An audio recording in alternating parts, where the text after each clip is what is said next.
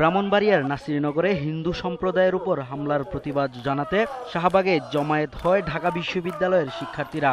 সড়ক অবরোধ করে মানববন্ধন ও বিক্ষোভ করেন তারা।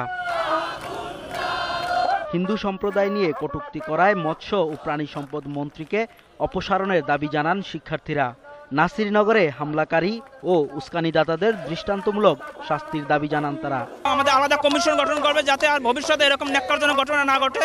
গাইবান্ধায় এবং নাসিরগঞ্জে যে হামলা হয়েছে ওর পুনর্বাসন দিতে হবে আমাদের।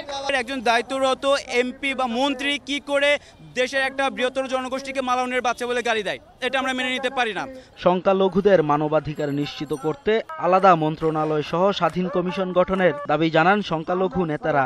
মাননীয় প্রধানমন্ত্রীর কাছে আহ্বানটুকু জানাতে চাই, আজকে আমরা সংখ্যালঘু মন্ত্রণালয় চাই। আজকে আমরা জাতীয় সংখ্যালঘু কমিশন চাই।